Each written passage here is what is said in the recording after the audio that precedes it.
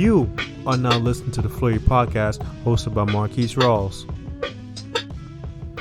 Another episode of the Flurry podcast, and I'm starting a brand new segment. It's called Get in the Corner.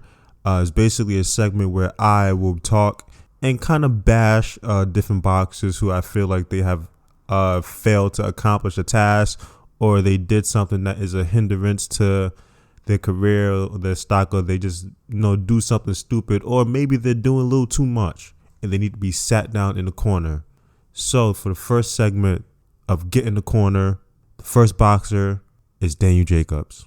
Daniel Jacobs fought Gabriel Rosado Friday on the Zone, and he clearly lost the fight. And I don't mean lose as in Rosado won more rounds or Daniel Jacobs lost more rounds. I mean in the fact that he was well above Rosado as far as career-wise, as far as his stock in boxing, as far as the power and pull that he has within the sport. But why is he punching so low? Doesn't make sense to me. He said that him and Rosado, they have, a little bad blood, a little bad tensions, and that Rosado trash talked his way into a fight, but you're too big to even be listening to little noise coming from a little barking chihuahua. No disrespect to Rosado, but the guy was 25-12. Like, come on. 25-12. Yeah, he's tough. I understand that, but your record says it all. So Daniel Jacobs should not have taken the fight, and then he comes into the fight and you put on that piss poor performance. Shame on you. Get your ass in the corner. Get your motherfucking ass in the corner, because you go into the fight and you literally almost did nothing. I'm going to read the stats of the fight, okay? Total punches landed for Daniel Jacobs, 78 out of 339 for 23%. That's it? 78 punches, that's way less than 10 punches around. If my math is even correct, that's like 7 punches around he landed. Whoa, like what is going on? And I'm even looking at the punches that he was throwing per round. He was averaging to around like 26, 27 punches he was throwing. How you gonna win a fight throwing 25? Who are you, Adrian Broner? So that's your new name, Daniel Jacobs. Daniel the Problem Broner. Daniel the Problem Broner. And even Rosado, yes, he's a tough guy, and he was obviously the underdog, but all he literally had to do was just outwork Daniel Jacobs, which he kind of did. Rosado, he threw 549 punches, and he also landed 78 for 14%. So they landed the same amount, but Rosado was more aggressive, and he outworked Daniel Jacobs. Now, I don't care what the refs say. Oh, they said, Daniel Jacobs, he won more rounds. He just looked like he got the sharper jab. His hooks were sharper. I don't give a fuck. I don't give a rat's ass fuck about any of that. Daniel Jacobs was punching down to someone who's not on his level. Someone who was 25-12. And you didn't beat that guy. But Jacobs, he lost the fucking fight, because now you're not going to get a big fight in 2021.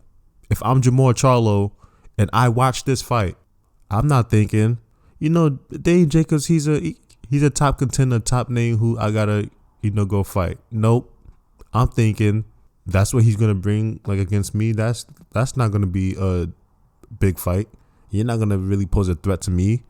You think Caleb Plant is watching that performance and he's like, oh, I gotta fight that guy next. He's a real tough guy. No, he wasn't. He's looking at that, wasn't even stopping his microwave. He was still cooking his food, not even paying attention. That's how boring the fight was. Demetrius Andrade not going to want to come out to America to fight Daniel Jacobs from this performance. Callum Smith, he's not going to want to fight you.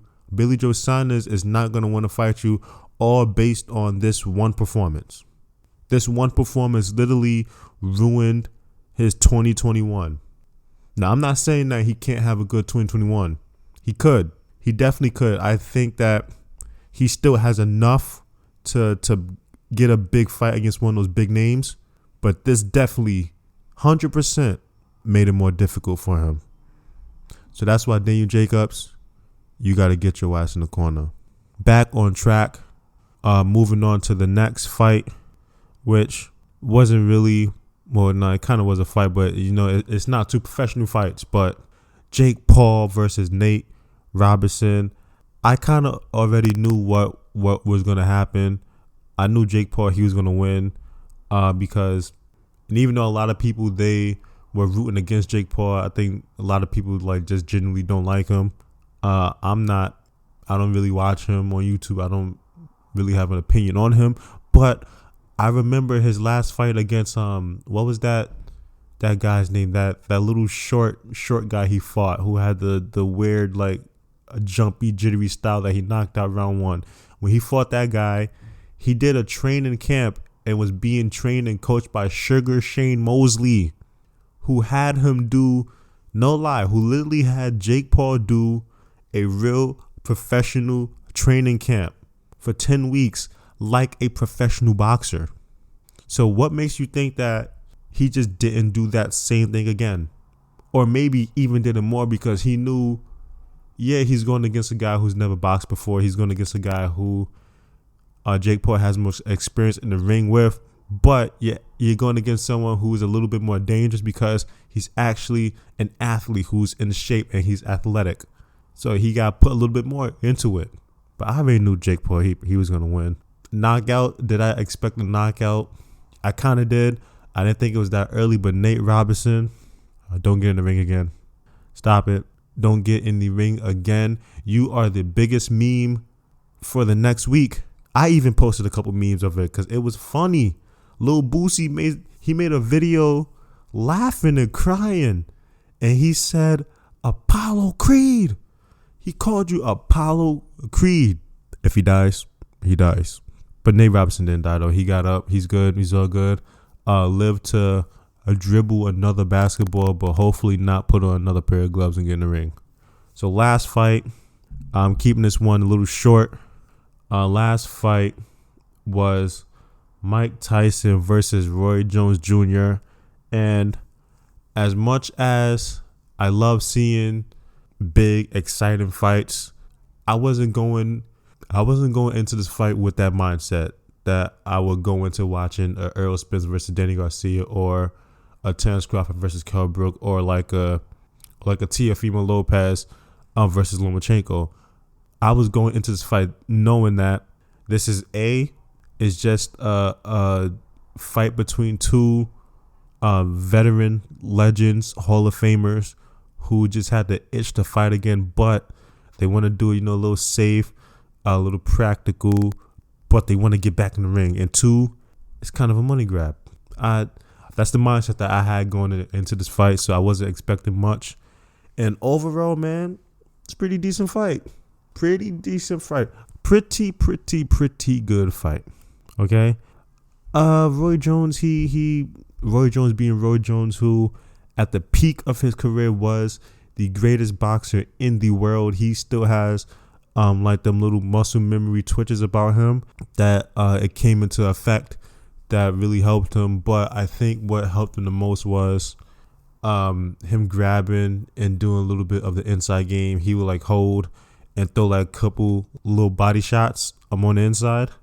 Where Mike Tyson, he tried to go back to that 1989 Tyson, where he coming in, he put his gloves right over his nose, and then he comes in head first, bobbing and weaving and just throwing big haymakers. He tried to do that, and to some effort, it did work.